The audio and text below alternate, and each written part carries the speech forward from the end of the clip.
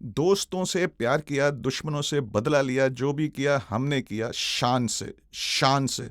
मैं थोड़ा गाना नहीं आता है मेरे को, इसलिए मैंने ऐसे पढ़ के बता दिया है। जी हाँ, ये टाइटल सॉन्ग है फ़िल्म शान का। कहा जाता है कि शोले की अपार सफलता के बाद शोले का सीक्वल बनाने की प्लानिंग की गई थी।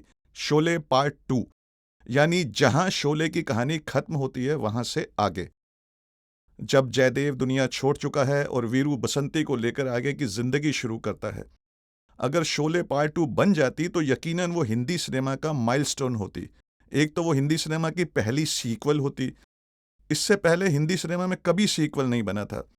हालांकि मेरा नाम जोकर का सीक्वल प्लान किया गया था, और वो भी सही मायनों में सीक्वल ही था। यानी जहां मेरा नाम जोकर की कहानी खत्म होती है, पार्ट 2 की कहानी उससे आगे शुरू होती थी। फिल्म के राइटर ख्वाजा अहमद अब्बास साहब ने जोकर की लाइफ के 6 हिस्सों को कहानी में समोया था। पहले 3 हिस्से तो फिल्म में आ गए थे, आगे के 3 हिस्से पार्ट 2 में आने थे। पर मेरा नाम जोकर के बुरी तरह फेल हो जाने के कारण वो प्लान छोड़ दिया गया। इसके अलावा शोले पार्ट 2, क्योंकि शोले के आगे की कहानी होती, इसलिए लोग उससे खूब अच्छी तरह कनेक्ट कर पाते और बेहद कामयाब भी रहती। पर किसी वजह से वो प्लान ड्रॉप कर दिया गया और उसकी जगह आ गई शान। शान हॉलीवुड के एक चमकदार माइलस्टोन गॉडफादर पर लूजली बेस्ड थी। बड़े भाई पुलिस इंस्पेक्टर को विलेन शाकाल मार देता है। इसके बाद इस सब से दूर उसके 2 छोटे भाई, जो अब तक छोटी मोटी शरारतों में लगे हुए थे, सीन पर आते हैं और विलन को खत्म करने का अपना मिशन बनाते हैं। प्लॉट वही, पर ट्रीटमेंट थोड़ा सा अलग।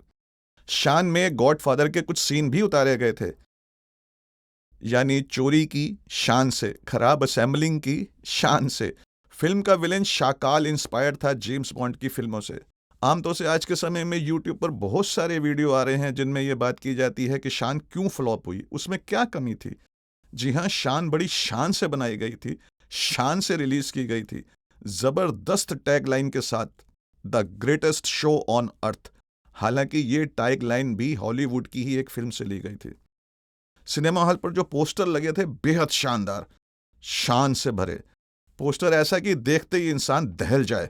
सुनील दत्त, राखी, शशि कपूर, अमिताभ बच्चन, परवीन बॉबी, बिंदिया गोस्वामी, शत्रुघ्न सिन्हा, जॉनी वॉकर, कुलभूषण खरबंदा, और इन सब से ऊपर 2 नाम, सलीम जावेद और रमेश सिप्पी। इंसान कल्पना करने की कोशिश करे तो भी ना कर पाए कि क्या शान होगी इस फिल्म की। पर फिल्म रिलीज होते ही फ्लॉप हो गई। कोलकाता से मेरे एक दोस्त ने मुझे एक बातचीत के दौरान बताया था कि जैसे ही फिल्म का टाइटल सॉन्ग शुरू हुआ, लोग चीखने लगे, पागल से हो गए। एक अजीब सा हिस्टीरिया था। पर जैसे ही फिल्म आगे बढ़ी, लोग फिर से पागल हो गए, इस बार डिसअपॉइंटमेंट से, और थोड़ी थोड़ी देर बाद अनसिविलाइज्ड से शब्द इस्तेमाल करते हुए बाहर निकल गए। बात सही भी है, इस फिल्म में टाइटल सॉन्ग ही अच्छा था। हालांकि एक लाइन के मुखड़े को ही बार बार दोहराया गया था और जेम्स बॉन्ड के ओपनिंग टाइटल से इंस्पायर्ड विजुअल्स के साथ दिखाया गया था, पर फिर भी अच्छा था। जबकि फिल्म के बाकी गाने तो, ट्रीटमेंट बेहद डल था। थोड़ी थोड़ी देर बाद नए कैरेक्टर्स को इंट्रोड्यूस करने का तरीका लोगों को बिल्कुल पसंद नहीं आया, बेहद अटपटा था। सीन्स में बजट नजर आता था, क्रिएटिविटी नहीं। काफी जगह सीन ऐसे थे जैसे रेडियो प्ले चल रहा हो, लोग देख ना रहे हों, बस सुन रहे हों। जैसे शाकाल का ये कहना, देख रहे हो ये क्या है, या ऐसा ही कुछ, देख रहे हैं सर, आगे बताइए ना। शाकाल के सीन्स में ऐसी प्रॉब्लम कई जगह थी। मुझे याद आ रहा है, मैंने एक स्क्रिप्ट राइटिंग वर्कशॉप अटेंड की थी, जहां गुलजार साहब चीफ गेस्ट थे। फिल्मों के डायलॉग्स को लेकर उन्होंने एक बात कही थी कि कई बार ऐसे डायलॉग होते हैं कि विलन के हाथ में पिस्तौल है और वो कहता है कि देख रहे हो मेरे हाथ में क्या है, ये पिस्तौल है, इसमें से गोली निकलेगी। अरे हाँ भाई, गोली ही निकलेगी, टॉफी तो निकलेगी नहीं। इसी तरह मिस्टर शत्रुघ्न सिन्हा का एक सीन था जहां वो पहली बार दोनों भाइयों और भाभी से मिलते हैं और बताते हैं कि वो शाकाल के जाल में कैसे फंसे, और बस अकेले बताते ही रहते हैं, जैसे रेडियो प्ले में होता है, जहां विजुअल्स के जरिए बताने की सुविधा नहीं होती। फिल्म के कई डायलॉग्स में यह बात थी। पर सबसे अटपटी बात यह थी कि जब दोनों भाई विलेन शाकाल को खत्म करने के मिशन पर लग जाते हैं, तब बीच में एक सीन आता है जहां Vijay, played by mister Amitabh Bachchan, सब कुछ भुलाकर एक रेस्टोरेंट में बैठा अपने लव इंटरेस्ट का इंतजार कर रहा है। एकदम सजा धजा, और अपने लव इंटरेस्ट के आने तक वहां बैठी एक और लड़की से शरारत करने लगता है। पर तभी उसकी प्रेमिका आती है और ये देखकर नाराज हो जाती है। तभी दिखाया है कि छोटे भाई रवि की प्रेमिका भी नाराज हो जाती है। क्यों? पता नहीं। वो अपने आप गैस कर लो, इमेजिन कर लो, जो करना है कर लो। और फिर डबल डेकर वाला गाना होता है। सब उस मिशन को भूल कर छुट्टी मना रहे हैं, यानी मिशन पर काम करने के लिए वीकडेज हैं और वीकेंड पर मिशन भूल कर खंडाला जाएंगे। और फिर डबल डेकर वाला गाना खत्म होते ही शाकाल के ही आदमी आकर उन पर गोली चलाते हैं, जो डबल डेकर की बॉडी पर लगती है, उन पर नहीं, और चले जाते हैं जैसे याद दिलाने आए हों, अरे स्टूपिड्स क्या कर रहे हो, शाकाल को खत्म करने वाले मिशन पर ध्यान दो। बहुत ही अटपटा सीन था। अगर एडिटिंग में उड़ा दिया जाता तो अच्छा रहता। अगर रिलीफ के मूवमेंट चाहिए थे या ह्यूमर की जरूरत महसूस हो रही थी तो वो मिशन के दौरान सिचुएशनल ही होना चाहिए था। जैसे किसी टनल में फंसे कुछ लोग बाहर निकलने की कोशिश कर रहे हों और बाहर निकलने के चांसेस उन्हें खुद भी कम नजर आ रहे हों, पर ऐसे में ही वहीं घटी कोई घटना या किसी करेक्टर की कही कोई बात या फिर किसी हरकत से सबके चेहरे पर मुस्कान तैर जाए।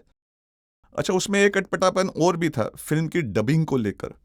फिल्म में एक छोटी बच्ची है जिसे सुनील दत्त साहब और राखी गुलजार जी ने जो रोल प्ले किया था, उनके करेक्टर्स की एक बेटी। तो फिल्म में वो जो छोटी बच्ची है उसकी आवाज़ सुनने पर ऐसे लगता था जैसे किसी बड़ी उम्र की आर्टिस्ट ने छोटी बच्ची की आवाज़ बनाकर डब किया हो। सच जो भी रहा हो, पर फिल्म देखते समय ये बहुत चुभता था, बहुत खटकता था। ये पूछा जाता है आमतौर से, अभी यूट्यूब चैनल्स पर कई लोग अपने प्रोग्राम डालते हैं तो ये पूछते हैं कि शान में क्या कमी थी। शान में यही कमी थी, बेसिक कमी स्क्रिप्ट की। फिल्म क्या है? चलते फिरते बोलते चित्रों के द्वारा कहानी बताना। एक्टर इधर उधर हो तो चल सकता है, पर स्क्रिप्ट इधर उधर हुई तो फिल्म गई।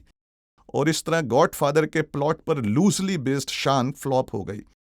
फिल्म देखकर यकीन ही नहीं होता कि ये फिल्म सलीम जावेद और रमेश सिप्पी की तरफ से आई। सभी बेहद काबिल, बेहद एक्सपीरियंस्ड, इसमें कोई शक नहीं कि सलीम जावेद जेन्युइनली इंटेलेक्चुअल और क्रिएटिव लोग हैं। तो फिर ये कैसे हो गया?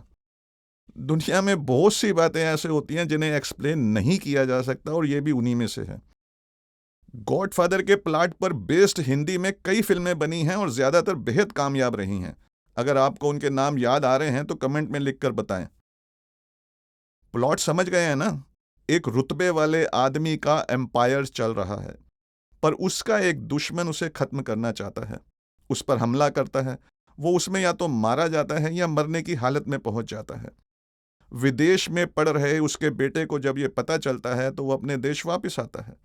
विदेश में उसकी प्रेमिका भी है जो उसके साथ आती है। यहां आकर या तो वो मारी जाती है या वापस चली जाती है, और बेटा माँ बाप की पसंद की लड़की से शादी कर लेता है, अपने बाप को और उसके एम्पायर को संभालता है और दुश्मनों को खत्म करता है। आपको बहुत सी फिल्में याद आ रही होंगी, है ना? तो बनाइए लिस्ट और बताइए। साथ बने रहने के लिए शुक्रिया। चैनल को सब्सक्राइब और शेयर करने के लिए एडवांस में आपका धन्यवाद।